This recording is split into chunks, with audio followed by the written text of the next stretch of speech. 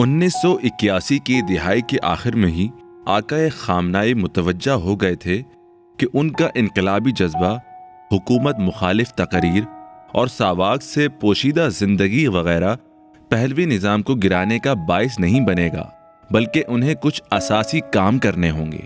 یہ وہ موقع تھا کہ جب آپ متوجہ ہوئے کہ انفرادی فعالیت کو اجتماعی فعالیت میں تبدیل کر دیا جائے۔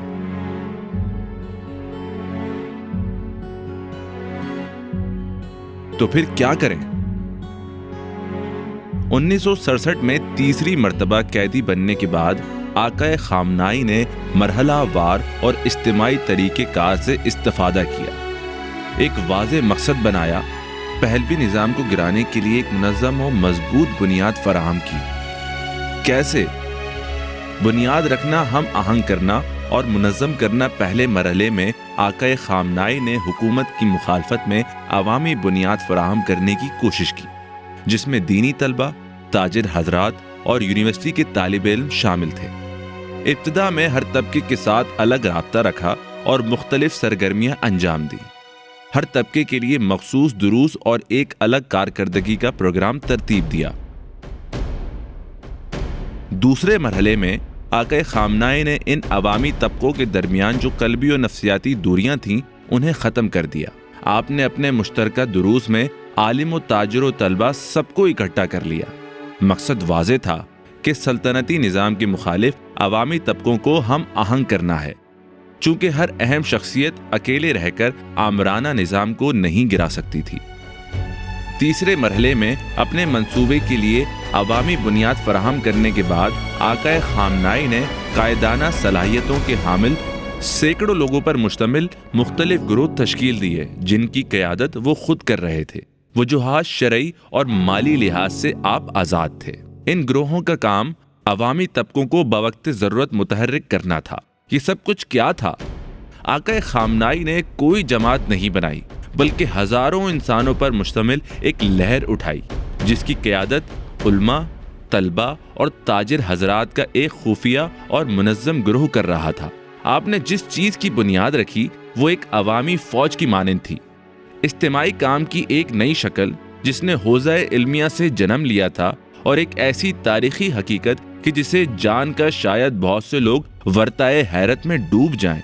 وہ حقیقت روح اللہ خمینی تھے، جو اس انقلاب کے اصل رہبر تھے، جن کے گرد دعوے کرنے والوں کا ہجوم اور کچھ کارکنوں منظم لوگوں کا اجتماع تھا۔ بلا شبہ انہی کارکنوں اور منظم لوگوں میں سے ایک نمایاں شخصیت علی خامنہئی تھے۔ وَأَعْظَمُ مَا افْتَرَضَ اللَّهُ مِنْ تِلْكَ الْحُقُوقِ، اور ان حقوق میں سے جو اللہ نے فرض کیے ہیں سب سے بڑا حق رعایا پر حکمران کا حق ہے، اور حکمران پر رعایا کا حق ہے۔ یہ اللہ سبحانہ و تعالیٰ کی جانب سے ایک فریضہ ہے جسے ایک دوسرے کے لیے قرار دیا گیا ہے، تو اسی سے ان کی باہمی الفتوں کو منظم کیا ہے اور ان کے دین کو عزت دی ہے۔ رعایا کی اصلاح ممکن نہیں ہے جب تک حکمران صالح نہ ہو، اور حکمران صالح نہیں رہ سکتے جب تک رعایا نیک و صالح ہونے میں ثابت قدم نہ ہو۔ اب اگر رعایا نے حکمران کا حق ادا کر دیا اور حکمران نے رعایا کو ان کا حق دے دیا، تو حق دونوں کے درمیان محترم رہے گا، اور اس طرح حالات ٹھیک ہو جائیں گے اور حکومت باقی رہنے کی امید کی جائے گی، اور دشمنوں کی تمنائیں بھی ناکام ہو جائیں گی۔ عز الحق بينهم وبذلك سنح الزمان وطمع في بقاء الدولة ويئست مطامع الأعداء۔ یہ حصہ آقا خامنہئی کے نقش قدم پر چلتا ہے کہ جو روح اللہ خمینی کے طلبہ میں سے ایک مثال ہے۔ یہاں ایک سوال کا جواب دینے کی کوشش کرتے ہیں کہ کس طرح امام کا انقلاب जनवरी 1979 में कामयाब हुआ। तो खामनाई तुम हो? मैंने कहा जी हाँ। फिर बोला अच्छा, तो ये जिस खामनाई की बातें करते हैं वो तुम हो।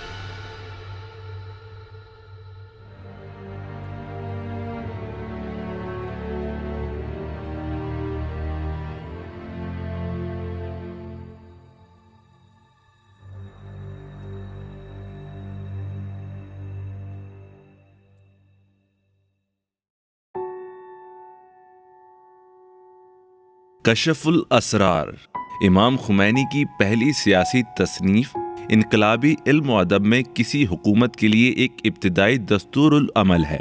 किताब के बाब उसकी लुगत और जुमले किसी नक्शे व मंसूबे से ताल्लुक़ रखते हैं जो कि इमाम खुमैनी ने 1949 में बनाया था, जिस पर आपके शागिर्दों ने 1964 में नेज़ अपने रहबर की मुल्क बदरी के दौरान बहुत वाज़ेह अंदाज में अमल करना शुरू किया। 14 साल तक अवाम के कायद मुल्क बदर रहे और इस दौरान एक बामकसद मंसूबा बंदी के साथ सल्तनती निज़ाम के सुकूत और इस्लामी हुकूमत के क़याम की खातिर तहरीक को मुनज़्ज़म किया गया।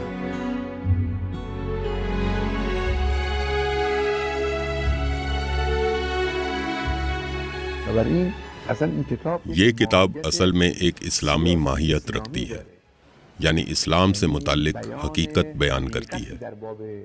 ये किताब बयान करती है कि इस्लाम में दीन और सियासत अलग नहीं है। लिहाजा जैसा आप फरमा रहे हैं बिल्कुल ऐसा ही है कि इस्लामी हुकूमत के मातहत एक इस्लामी मुआशरे का नक्शा है।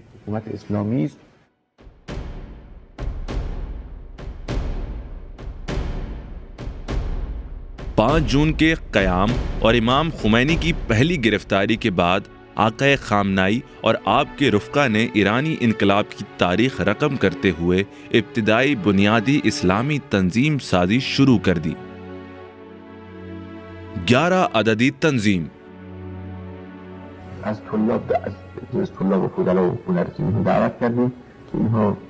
अब सवाल ये था कि इन हालात में क्या करें। इस पर गुफ्तगू हुई। इसका नतीजा ये निकला कि बाकायदा तंजीम साजी करें। हमने एक बुनियादी तंजीमी ढांचा तश्कील दिया। हमारा ये इजलास कुम में किसी एक दोस्त के घर बतौर मख्फी मुनक़िद हुआ। बहरहाल इसमें हमने ये तय किया तमाम दीनी इल्मी हौज़ात के साथ खतूत लिख कर राब्ता किया जाए और फिर अवाम की सतह पर फ़ालियत शुरू की जाए। इस जिद्दोजहद का उन्वान ये रखा जाए कि हम निसाबी कुतुब को तब्दील करना चाहते हैं।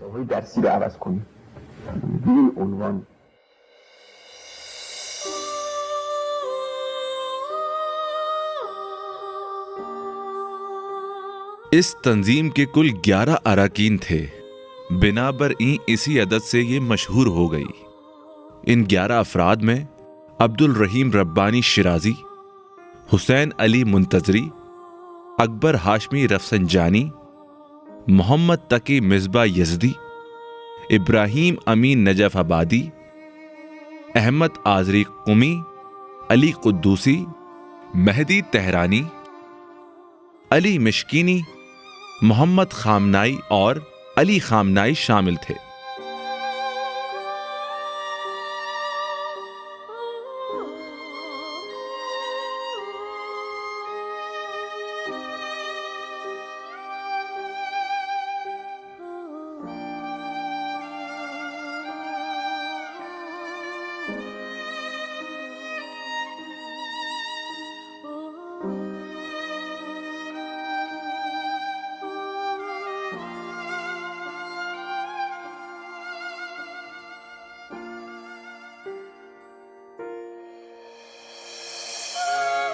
مسجد اعظم قم کی بڑی مساجد میں سے ایک اور حرم حضرت معصومہ سے متصل ہے۔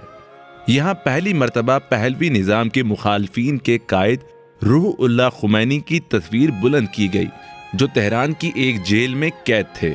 صرف ایک تصویر تھی، لیکن یہ تصویر آقا خامنائی اور آپ کے دوستوں کی روح اللہ خمینی کے ساتھ بیعت کا اعلان کر رہی تھی۔ یہ اس لیے نہ تھی کہ وہ ایک استاد اور مرجع تقلید تھے، بلکہ امام و رہبر ہونے کی حیثیت سے تھی۔ اس وقت اس جگہ سے اسلامی انقلاب ایران ایک منظم انداز میں ظاہر ہوا۔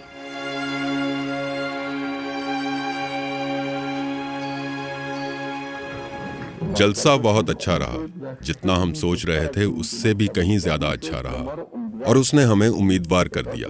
ایسی فضا بنی کہ جیسے قم کے دروازے انقلاب کے لیے کھل گئے ہیں، جیسے کوئی بادل چھٹ گیا اور پیچھے سے سورج نکل آیا۔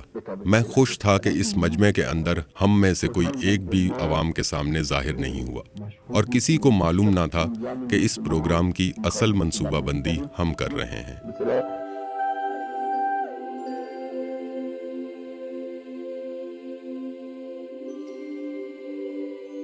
مستقبل میں ساواک 11 عدد کے تنظیمی ڈھانچے سے آگاہی حاصل کرنے میں کامیاب ہو گئی۔ ساواکی مامورین نے جب اس تنظیمی ڈھانچے کو دیکھا تو انگشت بدنداں رہ گئے، جسے قم کے کچھ عام سے طالب علموں نے بغیر کسی قبلی تجربے کے بنایا تھا۔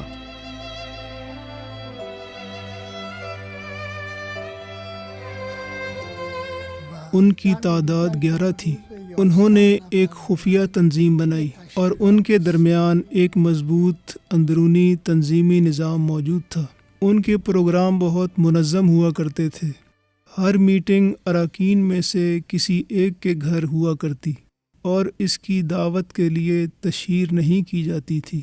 ان کا اپنا ایک خاص نظام تھا کہ جسے بیان نہیں کیا جا سکتا۔ اس بنا پر چاہے انہیں جیل میں ڈال دیا جاتا یا ان کا پیچھا کیا جاتا، کچھ فرق نہ تھا۔ پھر جب اس خفیہ تنظیم کا پتہ چل گیا تو کچھ لوگوں کو گرفتار کر لیا گیا۔ کچھ کے بارے میں حکومت کا ارادہ تھا کہ انہیں پھانسی دے دی جائے، کچھ کو جیل بھیج دیا گیا، کچھ کو ملک بدر کر دیا گیا، اور یہ تو ماجرے کا آغاز تھا۔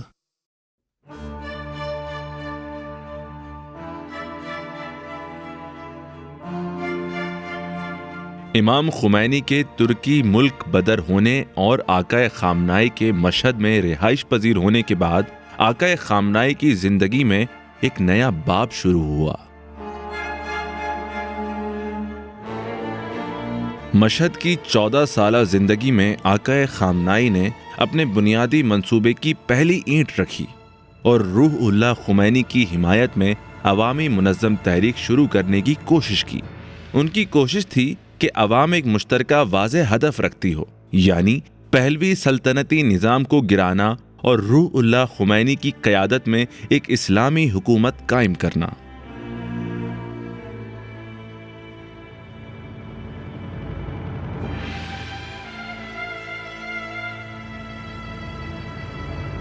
یعنی از قم برگشتم مشهد و در مشهد سکونت اختیار کردم 1964 میں کم چھوڑ کر مشہد واپس آ گیا اور وہاں رہائش اختیار کر لی، یہاں تک کہ 1979 میں مشہد سے آ گیا۔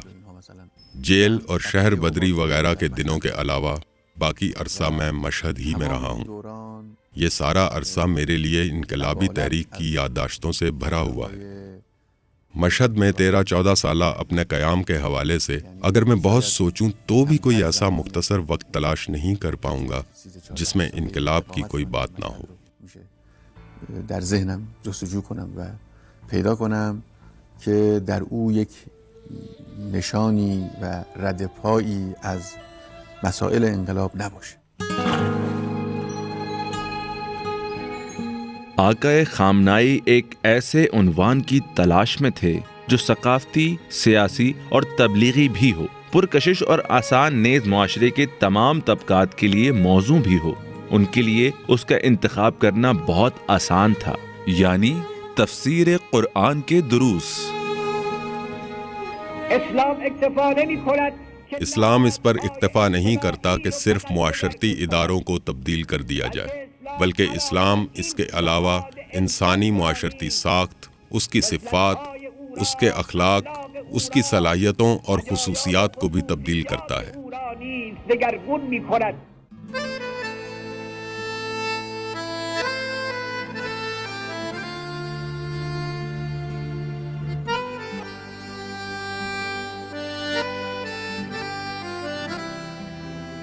پہلا درس بازار میں تھا۔ جس طبقے کا انتخاب کیا گیا تھا وہ مزدور اور تاجر تھے۔ 1964 سے 1974 10 سال تک یہ درس جاری رہا۔ تفسیر قرآن کا درس بازار، گھروں میں، مدرسہ مرزا جعفر و مدرسہ نواب نیز مختلف مساجد میں ہوا کرتا تھا۔ ان دروس میں مزدور، سرکاری ملازمین، کاروباری حضرات، اسکول کالج کے طالب علم اور حوزہ مشہد سے درس خارج کے دینی طلبہ بھی شرکت کیا کرتے تھے۔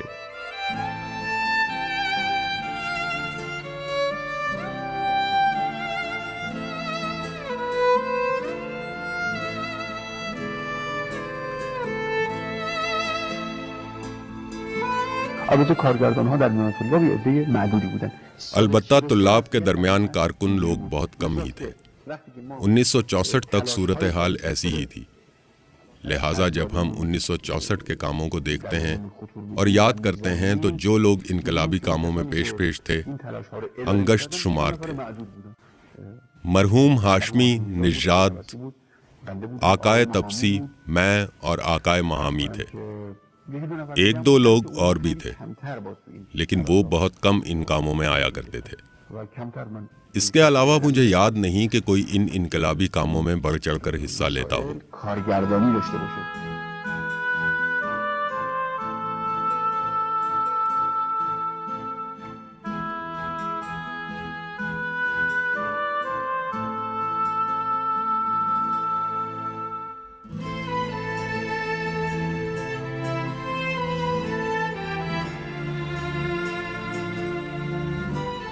اس دوران آقائے خامنائی کے لیے نمایاں کام ان کا مسجد امام حسن مجتبیٰ کا پیش نماز مقرر ہونا تھا۔ اب وہ صرف ایک استاد یا مبلغ ہی نہیں تھے، بلکہ نمازیوں کے پیش نماز اور خطیب ہونا بھی باعث بنا کہ وہ عوام سے زیادہ نزدیک ہو گئے۔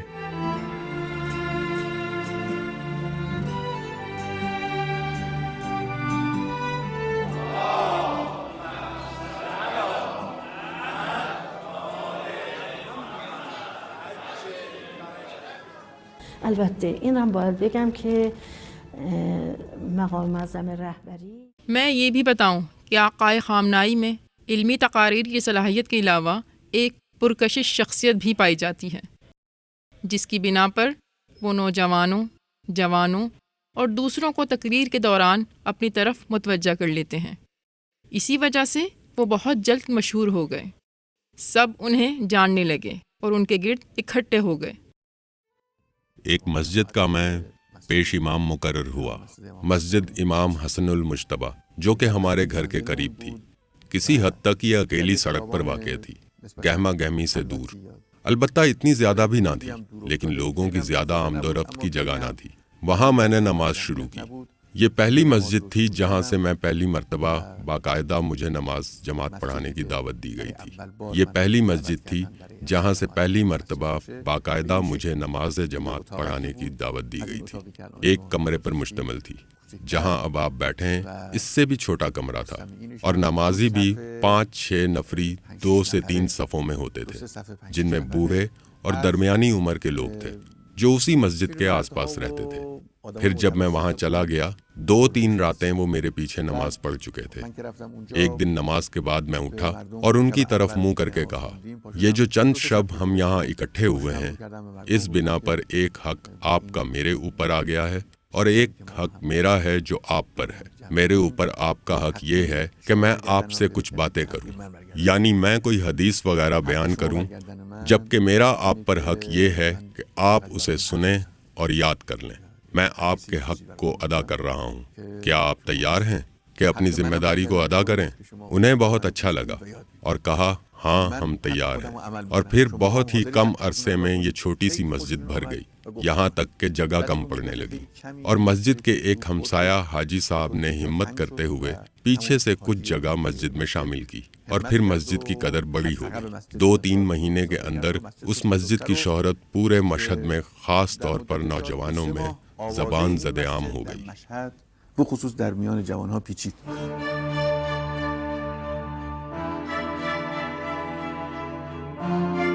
ساواک ایجنسی نے آقا خامنائی کے درس تفسیر قرآن کا پتہ لگایا کہ کہاں کہاں ہو رہا ہے۔ جب بھی ساواک ان کے درس کو بند کرواتی، وہ کسی دوسری مسجد میں دروس کا نیا سلسلہ شروع کر دیتے۔ آخر کار اس شخص کو یہاں حوزہ علمیہ سے نکالنا ہوگا۔ یہ شخص ایک بڑی رکاوٹ اور ناقابل اصلاح ہے۔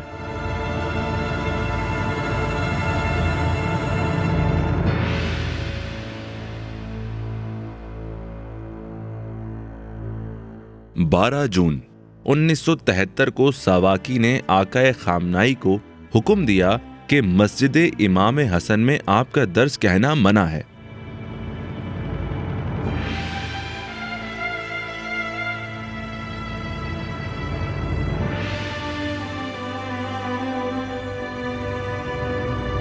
لیکن 4 مہینے بعد آقا خامنائی نے مسجد کرامت میں نیا سلسلہ شروع کر دیا۔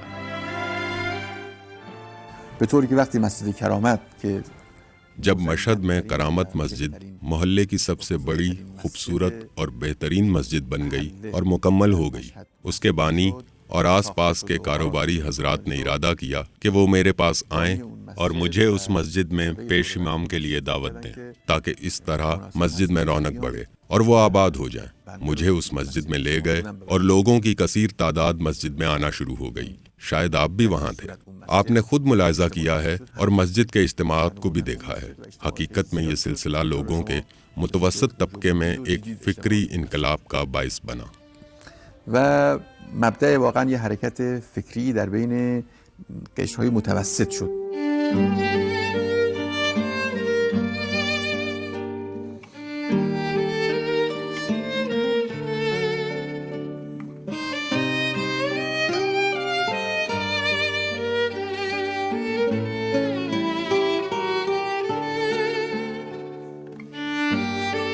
کرامت مسجد مشہد میں انقلابی مساجد کا ایک نمونہ ہے۔ حرم رضوی اور حوزہ علمیہ و دینی مدارس سے قریب ہونے کی وجہ سے یہ مسجد حساسیت رکھتی تھی۔ آہستہ آہستہ مختلف محلوں اور بازاروں کے جوار میں ہونا باعث بنا کہ طلبہ، تاجر اور علماء یہاں اکٹھا ہونا شروع ہو گئے۔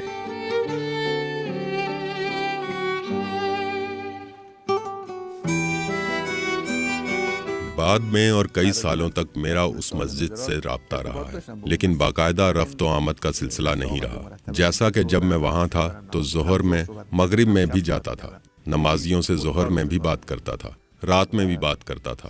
وہاں بہت زیادہ فعالیت کیا کرتا تھا، اور شاید ہفتے میں 6 راتیں اور 7 دن میں اس مسجد میں خطاب کرتا تھا۔ یوں اس مسجد میں دن رات گفتگو کا سلسلہ جاری رہتا تھا، اور لوگوں کی بھی کثیر تعداد آیا کرتی تھی۔ طوری شد که کرامت مسجد میں لوگوں کی کثیر تعداد آنے کی وجہ سے پہلوی نظام خوف زدہ ہو گیا، چونکہ آقا کے خطاب کے دوران مسجد کی گنجائش پر ہونے کے بعد لوگ باہر گلی کوچوں میں بیٹھ جاتے تھے، اسی لیے حکومتی کارندوں نے مسجد کو بند کر دیا اور آقا خامنہئی کو وہاں جانے سے روک دیا۔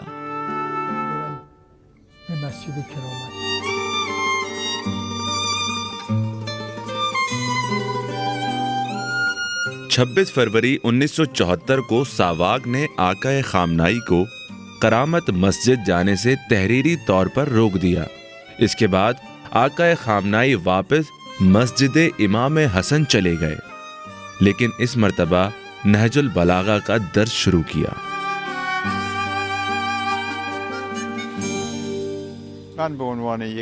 میں دینی طلباء میں سے ایک وہ طالب علم تھا جو کرامات مسجد کے پروگراموں میں باقاعدگی سے شرکت کرتا تھا۔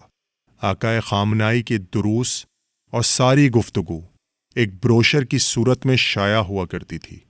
جب میں قم گیا تو وہاں میں نے ان سب کو ایک ترتیب دی اور انہیں تقسیم کیا، پھر ان پر درس بھی کہے۔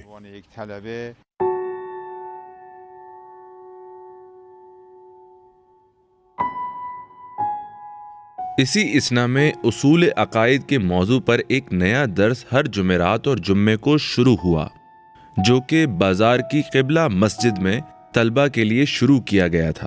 اس درس میں بھی طلبہ کی تعداد گنجائش سے بڑھ گئی، لہٰذا مجبوری بن گئی کہ کسی بڑی جگہ منتقل ہو جائیں، اور وہ عبدال خان کی مسجد تھی۔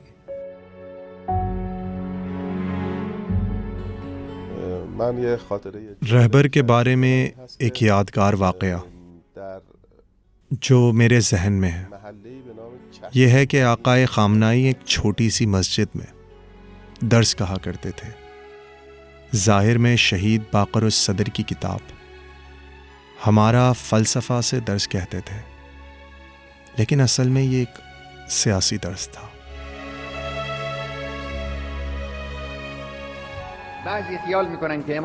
بعض لوگوں کا تصور ہے کہ امام صادق علیہ السلام کا سیاست سے کوئی واسطہ نہ تھا، حکومت کی مخالفت میں کچھ نہیں کرتے تھے اور علوی حکومت کے قیام کی کوشش میں بھی نہ تھے۔ یہ غلط فہمی ہے۔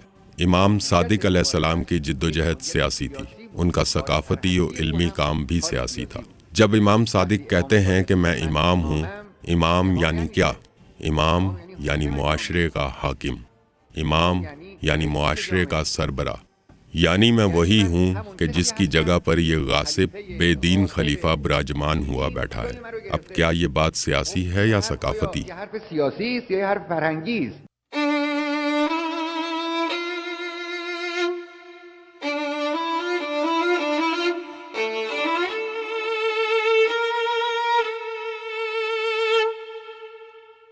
ہماری نظر میں یہ شخص تمام خرابیوں کا ماسٹر مائنڈ ہے، اور مشہد میں ہر اقدام کے پیچھے اسی کا ہاتھ ہے۔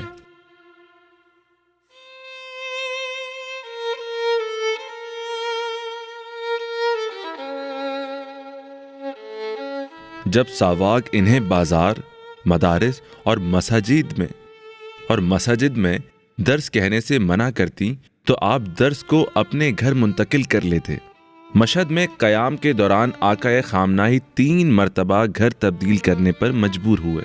آپ ہمیشہ کرایہ دار ہی رہے اور کبھی گھر خریدنے کی استطاعت حاصل نہ کر سکے۔ آپ جس گھر میں بھی رہے وہ لوگوں کے اکٹھا ہونے اور ملاقاتوں کا مرکز بنا رہا۔ پہلے مدرسہ خوئی کے عقب میں شیخ علی تہرانی کے گھر میں رہتے تھے، دوسرا گھر کوچہ فرہنگ میں تھا اور آخری گھر سرشور محلہ میں تھا۔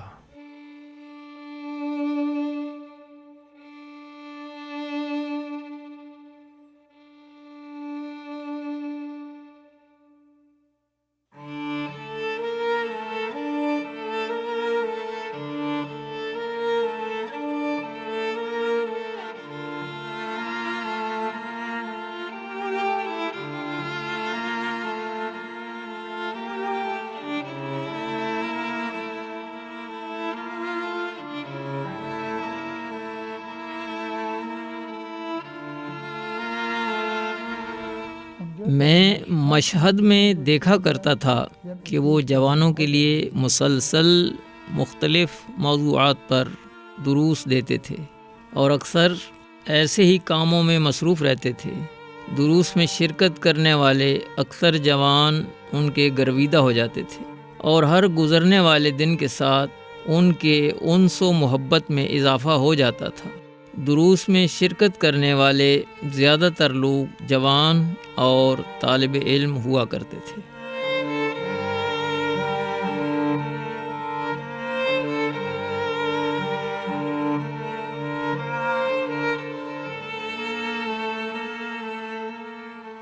ساواک کو خبر ہوئی کہ ان کے گھر میں میٹنگز ہوتی ہیں جن میں طلبہ اکٹھے ہوتے ہیں۔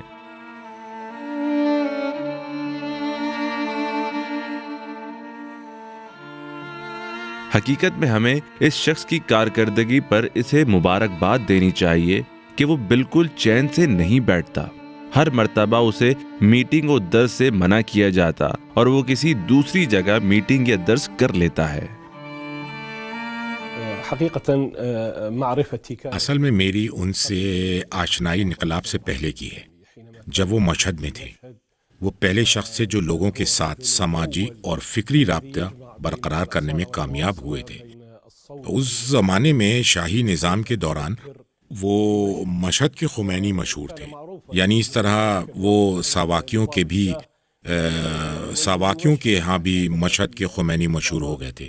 یہ سچ ہے کہ انہوں نے فکر و عمل کو ایک جگہ اکٹھا کر دیا تھا۔ بین الفکر و بین الحرکہ۔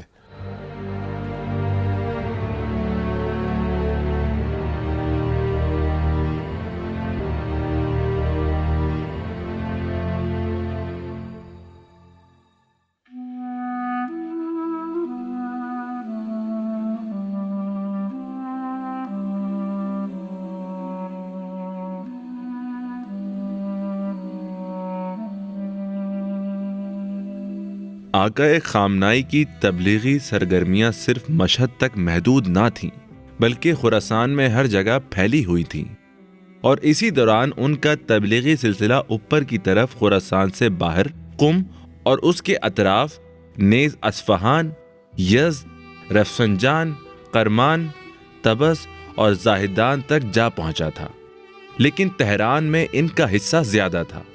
1969 سے 1974 تک آقائے خامنائی نے باقاعدگی کے ساتھ ایک منظم پروگرام کے تحت ہر سال محرم، صفر اور ماہ رمضان تہران میں گزارا۔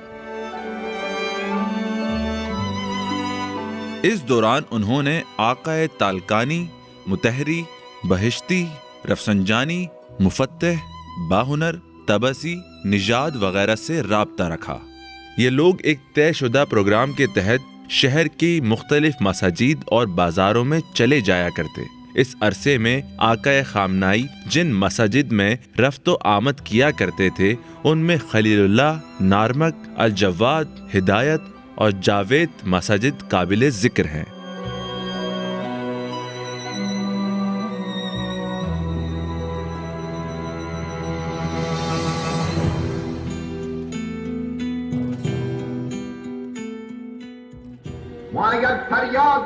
اگر ہم آواز بلند کر رہے ہیں اور ہمارے بھائی یونیورسٹیوں، اسپتالوں، اسکولوں، سڑکوں اور بازاروں میں آواز بلند کر رہے ہیں کہ ہر صورت سیاسی مسلمان افراد کو رہا کیا جائے، یہ ایک مطالبہ نہیں بلکہ یہ ایک اعلان ہے کہ وہ حکومت جو مسلمان ہونے کا دعویٰ کر رہی ہے اس نے کئی ہزار شریف مسلمانوں جو کہ ہم میں سے بہترین ہیں اور ہمارے پاک کردار جوانوں اور بوڑھوں کو تاریک جیلوں میں قید کر رکھا ہے، تاریک جیلوں میں قید کر رکھا ہے۔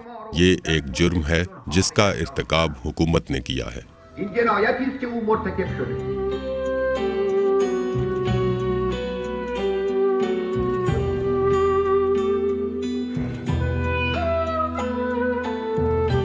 کبھی آپ پورا ماہ رمضان تہران میں گزارتے تھے یا کبھی محرم 20 صفر تک 50 دن کے دوران آپ شہر سے باہر نہ جاتے، ایک دن میں کئی جگہوں پر خطاب کے لیے سفر کرتے، ایک جلسے سے دوسرے میں اور ایک مجلس سے دوسری مجلس میں۔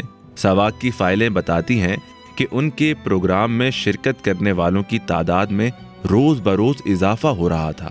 1965 میں آپ نے ایک جگہ خطبے کا سلسلہ شروع کیا تو سامعین کی تعداد 100 تک ہوا کرتی تھی، لیکن صرف 2 سال بعد جب وہاں خطاب کے لیے گئے تو آپ کا خطاب سننے کے لیے 1000 کے قریب لوگ پہنچ چکے تھے۔ اس وقت آپ کی عمر صرف 31 برس تھی۔ یہ جو کہتے ہیں کہ امام علی علیہ السلام خانہ نشین ہو گئے تھے، جھوٹ ہے۔ امام علی علیہ السلام ایک دن کے لیے بھی خانہ نشین نہ ہوئے، ایک دن بھی معاشرتی امور سے ہاتھ نہ کھینچا۔ امام علی علیہ السلام ایک دن کے لیے بھی اپنے معاشرے، اپنے انقلاب، اپنی اس امت سے جو امت پیغمبر تھی، ناراض ہو کر الگ نہیں ہوئے۔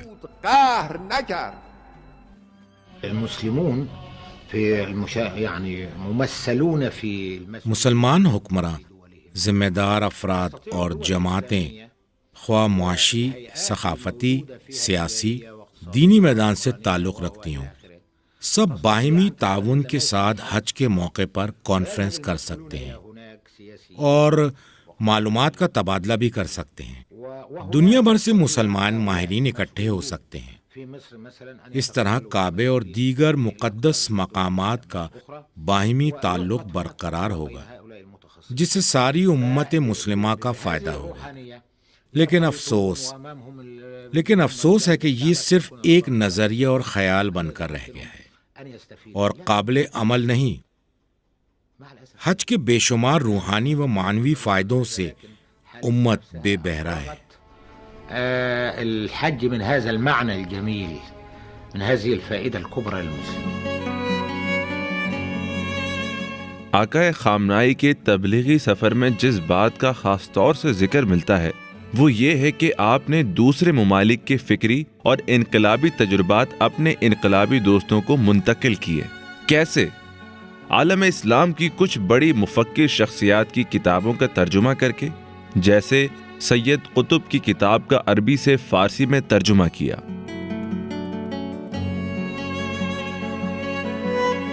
اگر ہم مصنفین کے ناموں اور کتابوں کے عنوان پر نگاہ کریں تو ہم مترجم کی فکر اور سیاسی جہت سمجھ سکتے ہیں۔ ایک اور بات جو قابل غور ہے یہ ہے کہ جب بھی آقا خامنائی نے کسی کتاب کا ترجمہ کیا، آپ جیل میں تھے یا شہر بدری کا زمانہ گزار رہے ہوتے تھے۔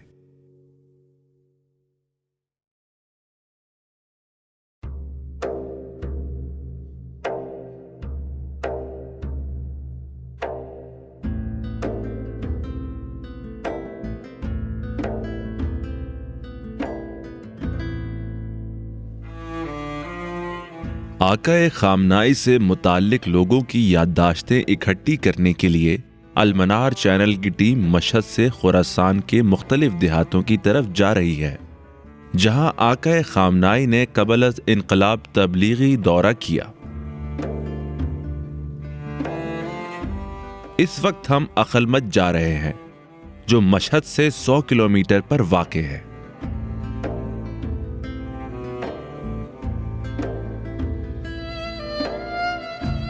اخلمت گاؤں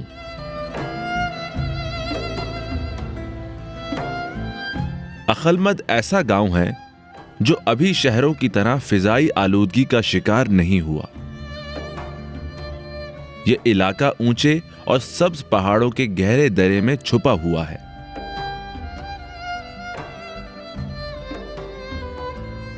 شاید ساواک سے بچنے کی خاطر آقا خامنائی نے اس کا انتخاب کیا ہوگا۔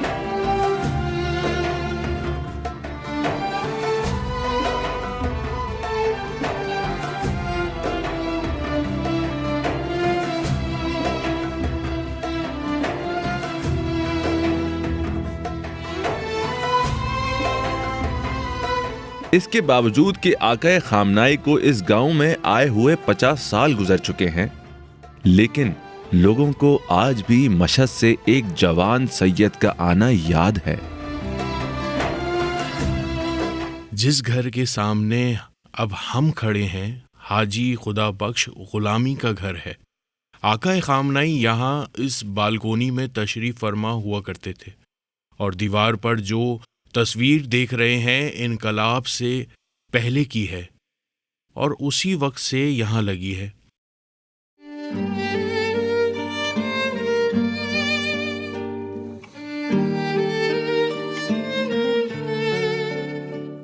انقلاب سے پہلے وہ یہاں آئے تھے، وہ درس پڑھتے تھے اور درس پڑھاتے بھی تھے۔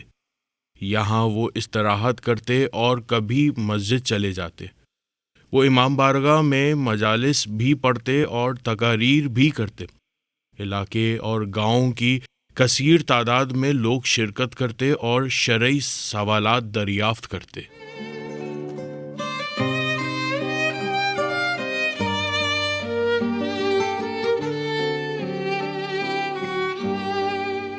یہاں اس گھر میں آقا خامنائی نے 1 مہینے سے کچھ زیادہ قیام کیا اور صلح امام حسن کتاب کا ترجمہ مکمل کیا۔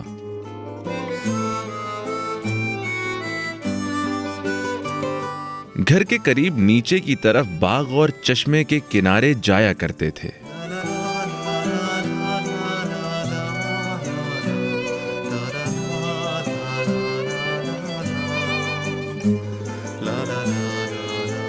اس پتھر پر بیٹھ کر مطالعہ کرتے، کچھ لکھتے رہتے یا ترجمہ کر رہے ہوتے تھے۔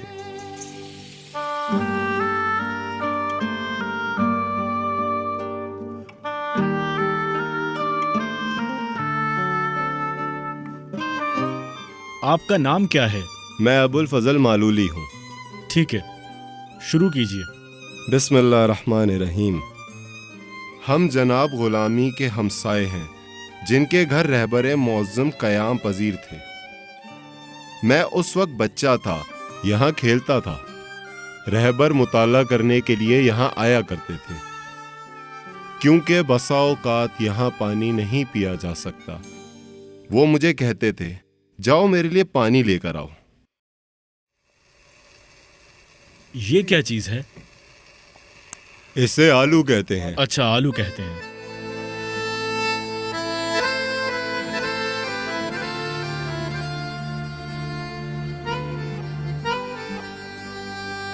اب ہم خرو جا رہے ہیں۔ خرو نشاپور کے قریب خراسان کے دیہاتوں میں سے ایک ہے۔ آقا خامنائی کو جب محسوس ہوتا کہ ساواکی قریب ہو رہے ہیں تو وہ یہاں آ جایا کرتے۔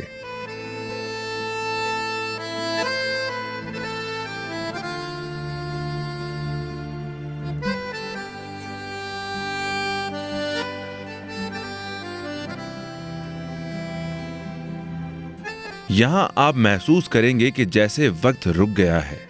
جب آپ گاؤں کو اوپر سے دیکھیں تو یوں لگتا ہے کہ جیسے یہ گاؤں آلودگی سے نجات حاصل کر چکا ہے۔ مکانات آج بھی اتنے ہی خوبصورت ہیں جتنے وہ چند 100 سال پہلے تھے۔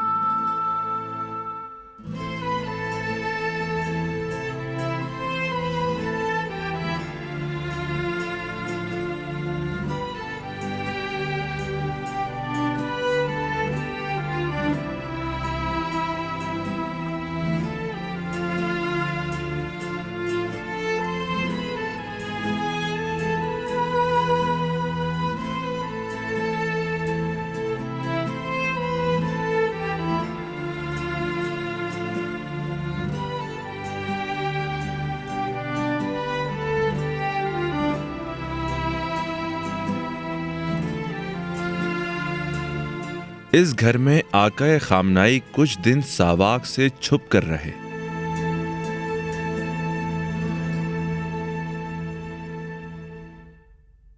میں خروس احمد رحمانی ہوں۔ آقا خامنائی کچھ دن ہمارے گھر میں ٹھہرے۔ اسی دوران ایک ساواکی آیا اور اس نے کہا ایک مطلوبہ شخص تم لوگوں کے پاس آیا ہے۔ پھر جب ہمیں اندازہ ہوا کہ وہ لوگ یہاں داخل ہونا چاہتے ہیں تو ہم نے آقا خامنائی کو شاندیز منتقل کر دیا۔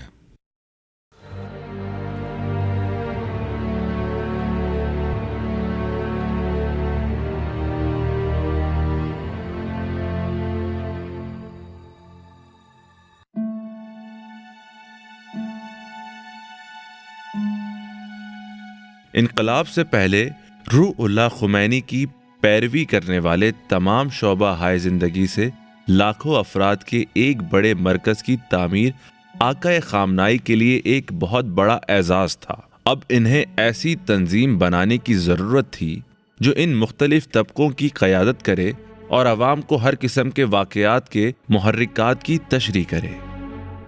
اما امام صادق به این اکتفا نمی‌کرد. در میان این لیکن امام صادق اس پر اکتفا نہیں کرتے تھے۔ ان ہزارہا لوگوں کے درمیان جو ان پر اعتقاد رکھتے تھے اور محبت کرتے تھے، ایک چھوٹا سا گروہ تھا جس نے امام کی نظارت میں خفیہ تنظیم سازی کر رکھی تھی۔ یہ مخلص اور جانثار شیعوں کا گروہ تھا۔ اس گروہ کے بارے میں امام بہت محتاط رہ کر تقیہ کا انداز اپناتے تھے۔ مسلسل انہیں تاکید فرماتے تھے کہ آپ کے اسرار و رموز کو عیاں و افشاں نہ کریں۔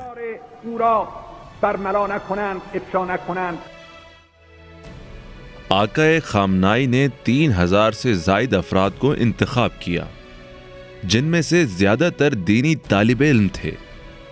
انہیں مختلف گروہوں میں تقسیم کیا اور ہر ایک کے لیے ان کے مدرسہ علمیہ سے ان کا سربراہ بنایا۔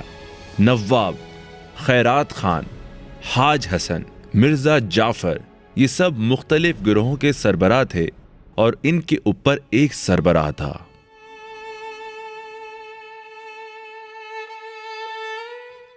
مدارس کے طلباء، اساتذہ، اسٹوڈنٹس، پروفیسرز، شعراء، تاجر و مزدور، نوجوان دینی طالب علم اور حوزہ علمیہ کے اساتذہ۔ خلاصہ یہ کہ تمام طبقوں کے درمیان ذمہ داریاں تقسیم کرتے تھے کہ کس نے کیا کرنا ہے، تاکہ سب مل کر ظالمانہ نظام کے خلاف چاہے چھپ کر یا ظاہر رہ کر کام کریں۔ امام خمینی نے آقا خامنائی کو وجوہات شرعیہ و اصول کرنے میں اپنا نائب مقرر کیا اور مشہد کے علاقے میں انہیں استعمال کرنے کی اجازت دی۔ اس کے بعد آقا خامنائی مالی اعتبار سے مستقل اور آزاد ہو گئے۔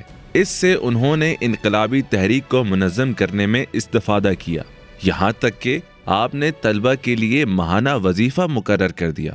دیہاتی معمولی لڑکوں، چھوٹی سطح کے ملازمین، کاروباری، تاجر، طالب علموں اور دوسرے تمام معاشرتی طبقوں سے افراد کو لاتے اور انہیں متحرک اور انقلابی بنا دیتے۔ یہ لوگ علمی اور اخلاقی لحاظ سے بھی ترقی کرتے ہوئے بلند ترین مراتب تک جا پہنچتے۔ ان تربیت یافتہ لوگوں میں سے کئی ایک لوگ نے انقلاب کی کامیابی کے بعد بھی بڑے اہم ذمہ داریوں کو انجام دیا ہے۔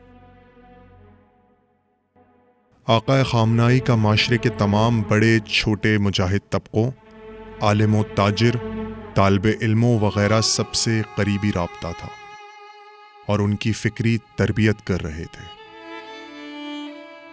50 کی دہائی میں آقا خامنائی اور ان کے دوست امام خمینی کی ایسی خفیہ فوج تھے کہ جن سے متعلق شاہی نظام کو بہت دیر سے خبر ہوئی۔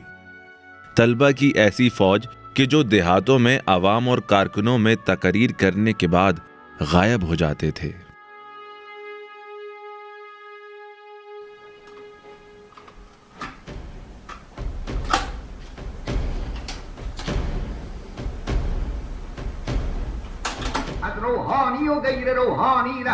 عالم دین یا غیر از عالم دین اور معاشرے کی رہنمائی کرنے والوں نے لا الہ الا اللہ جو کہ طاغوت کش صدا ہے کو بلند کیا ہے۔ لا الہ الا اللہ، لا الہ الا اللہ ہر طاغوتی طاقت کی نفی ہے. لا الہ الا اللہ ظلم و آمریت کی نفی ہے. لا الہ الا اللہ تعصب و طبقاتی فرق کی نفی ہے.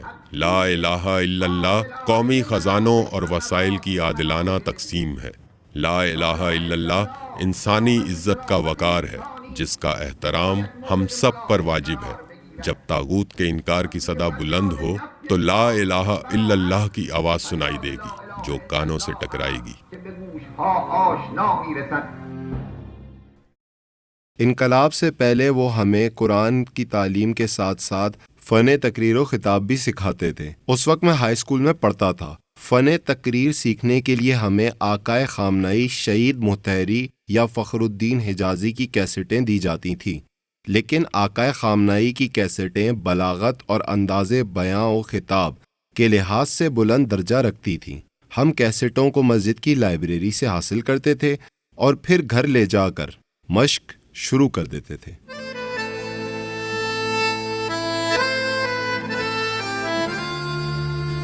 ایران میں انقلاب کی کامیابی کو 40 سال سے زائد عرصہ گزر چکا ہے.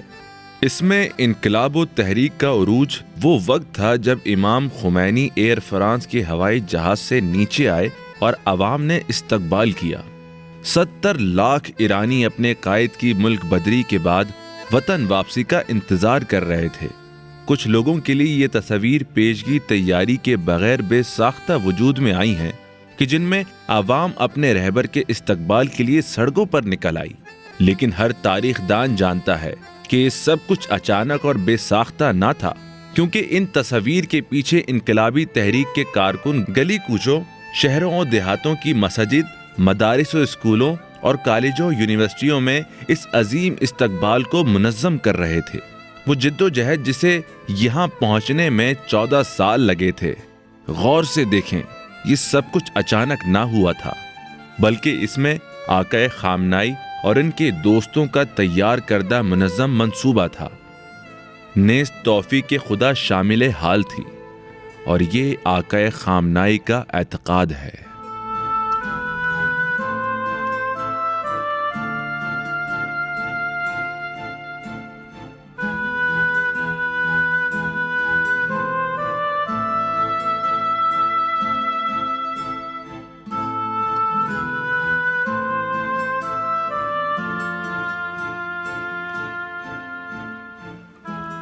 مرحوم آیت اللہ طالقانی رحمت اللہ علیہ مرد سیاسی بود، ہم روحانی ہم. مرحوم آقائے طالقانی رحمت اللہ علیہ ایک سیاسی روحانی عالم صاحب علم و معرفت تھے. وہ ایک سیاسی مجاہد تھے، جیل میں قید کاٹ چکے تھے، جہاد کرنے والے اور کبھی نہ گھبرانے والے تھے. انہوں نے خود مجھ سے کہا جب امام خمینی نے کہا کہ اب ہر صورت شاہ کو چلے جانا چاہیے، سلطنتی حکومت ختم ہو جانی چاہیے، میں نے اس بات کو نظر انداز کر دیا. میں نے سوچا کیسی عجیب بات کر رہے ہیں، بھلا یہ ممکن ہے؟ آپ اندازہ لگائیں کہ امام نے جب واضح طور پر یہ کہا، اس کے بعد انقلاب کی کامیابی کو کتنا وقت لگا. یعنی آپ ملاحظہ کریں کہ آخر تک مرحوم طالقانی جیسا ایک شخص بزرگوار، مومن، مجاہد، قید کی صعوبتیں برداشت کرنے والا، کوڑے کھانے والا اور اذیتیں برداشت کرنے والا بھی کہتا تھا کہ اس بات کا امکان نہیں پایا جاتا. پھر ایک مرتبہ مجھ سے کہتے ہیں کہ یہ مرد کسی دوسری جگہ منسلک ہے، کسی اور جگہ سے باتیں کرتا ہے. با جای دیگری متصل است، از جای دیگری حرف میزنه.